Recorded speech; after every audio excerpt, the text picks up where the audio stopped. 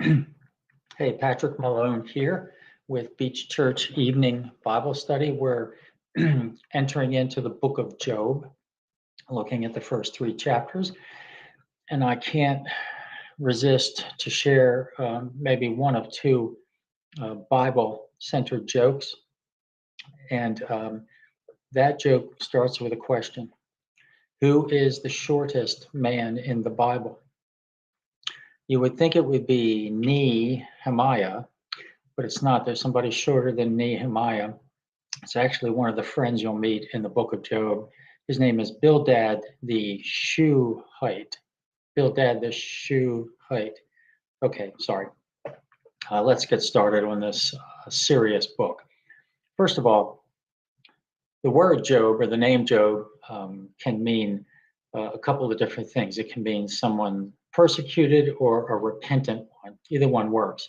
And the book covers an era in Job's life where he is tested and God's character is revealed.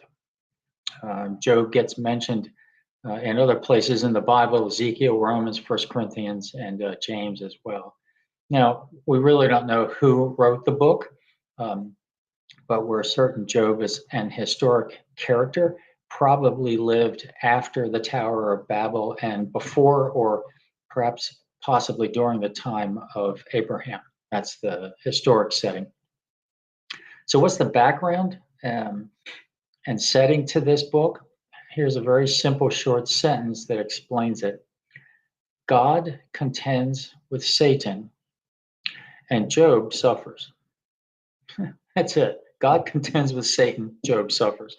But since Job and his friends don't know about this contention that's happened in heaven, they struggle to explain suffering from their perspective of ignorance until finally Job ends up at the end of the book resting in faith in God's goodness and the hope of his own redemption.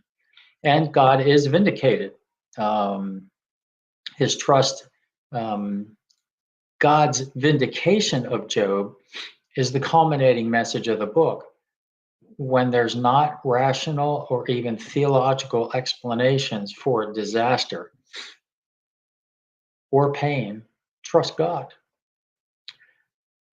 The structure of the book is pretty simple. There's a prologue where you meet Job and learn about this contention between God and Satan in heaven.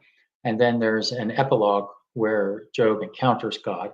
And in between are three long poetic discourses that Job and his friends have trying to figure out why what happened.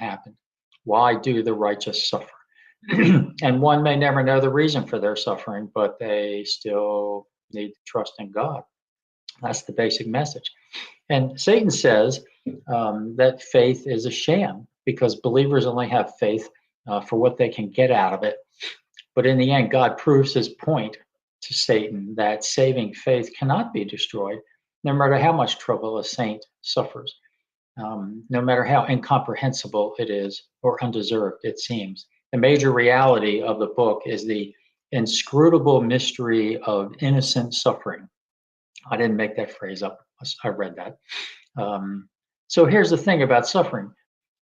It's clear suffering is a part of life, and God ordains that his children sometimes walk in sorrow and pain because of sin, because of lifestyle choices.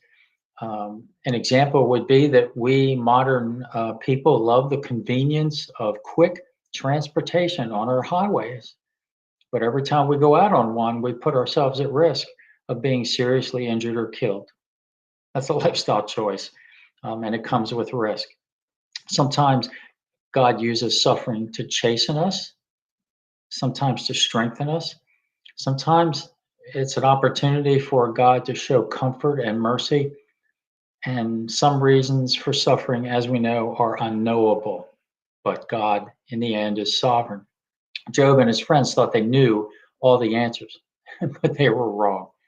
And that intensifies the dilemma of their ignorance. So, a quick look at the outline of this. In chapter 1, we get an introduction to Job.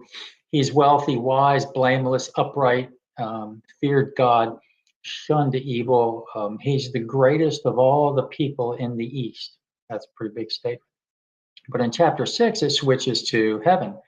And there's a meeting in heaven, and Satan, this demon who is the ultimate spiritual adversary of all time, who's been accusing the righteous throughout the ages, that Satan, he asserts, after God says, hey, have you noticed Job, my servant?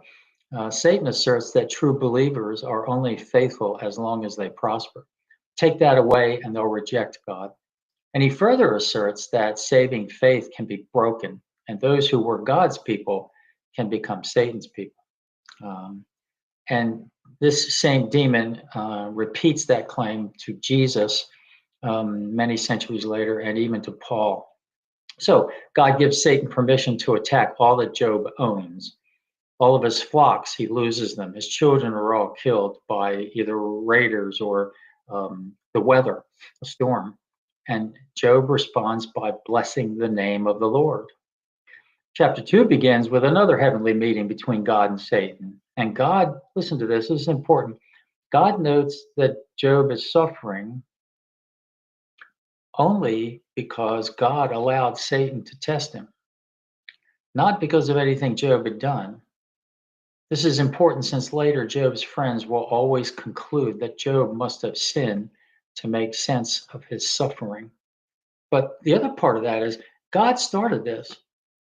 God initiated this conversation with Satan. It wasn't the other way around. The reason for this suffering resides with God and in heaven, not with anything Job did or said or should have done. So Satan contends that Job will renounce God if he suffers in his own body. God gives him permission again to strike Job, but not kill him. So then Job is struck with boils from head to toe, and he ends up sitting probably where the lepers are sitting, with a piece of sharp pottery, broken pottery, scraping at his sores. And his wife comes along and says, why don't you just curse God and die? But instead, he accepts this adversity with the good that comes from God. And all of this, it says, Job did not sin with his lips. And then the chapter ends with the entry of Job's three friends. What friends? Amazing friends. They spend 7 days with him, day and night, just sitting quietly and not saying anything, for they saw how great Job's grief really was. And then chapter 3 begins the first of three poetic speech dialogues by Job and between Job and his friends. And they're trying to make sense of Job's suffering. So what happens? Job breaks the silence of the 7 days of grieving. How? He laments the day he was born. He wishes that day hadn't existed. He was in such pain and misery that he cursed the day of his birth and decided that all of the previous joy that he had experienced in life was not worth experiencing it because of the pain he's enduring now. You could summarize his chapter 3 speech in 3 sentences. I wish I'd never been born. Why didn't I die at birth? And why can't I die now? Let's take a look at, I think there are 6 brief, quick, and they really are brief, takeaways from the entire book. And you'll see the details of that played out over the next few days as we go through what are, I think, over 40 chapters in this book. So here's the first thing, truth we take away from Job's experience. There are things going on in heaven we don't know anything about, but they have an effect on our lives. And we'll never know, at least on this side of heaven, okay? Even, and coupled with that is that even the best efforts at explaining the issues of life can be useless because we don't know the answers. God's ways are God's ways. His mind is God's mind. It's not ours. There's just some stuff we're not going to understand. Number 3, and this is really important, since bad things happen to good people, we can't judge a person's spirituality by their painful circumstances, or conversely by their successes either. That's important. Number 4, even though God seems far away, perseverance and faith is still a noble virtue. Why? Because God is good, and you can safely leave your life in His hands. And number five, this is obvious: don't abandon God when you're suffering, but instead draw near and receive comfort from God, even if the comfort is only, "I know you're suffering. I'm here." And finally, suffering may be intense, but it will ultimately end for the righteous, and God will bless abundantly, as He did with Job.